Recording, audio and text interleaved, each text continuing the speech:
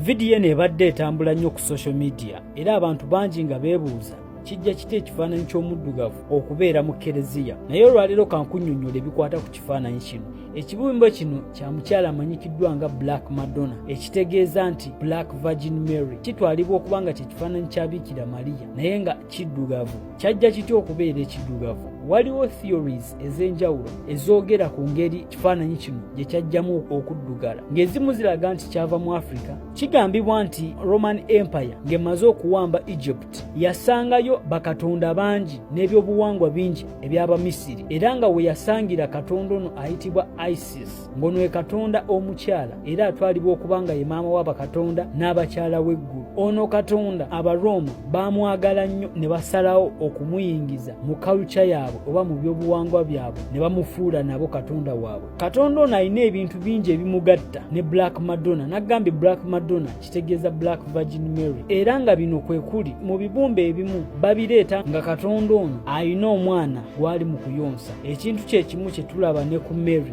naye ng'ono omwana ebyafaayo bye ate tebirina we bikwataganira n'ebya Yesu.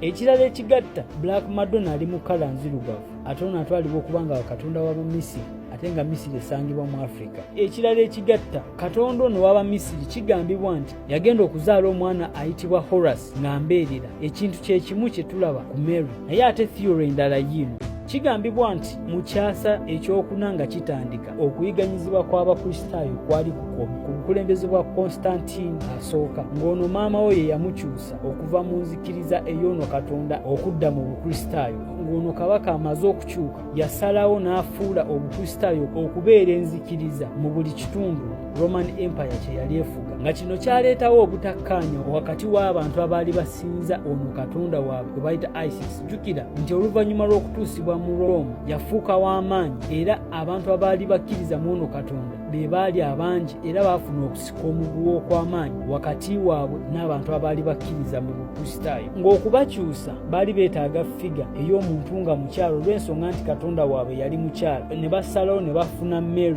ng'ali mu kifaananyi ekya katonda waabwe oli, ekyongera okulaga wayinza okubeerawo connection wakati wa katonda ono ne leero gwe tulaba nga Mary. Okunoonyereza kulaga nti waliwo ejjinja eriyitibwa basalt rock. Ekirungo kyalyo kikozesebwa mu kubumba ebibumbe bya katonda ono. Ekirungo kino ate ebibumbe ebimu ebya Black Madonna nakyo era kikozesebwa. Bintu bingi ebiraga nti wayinza okubeerawo enkwatagana wakati wa Black Madonna ne katonda ono. Naye saagala weerabire ekintu ekiyitibwa theory kye kintu ekitwalibwa okuba ekituufu naye nga tewali bukakafu bumala okulaga nti kituufu. Kakati nno saagala bintu bino bikutabula omutwe.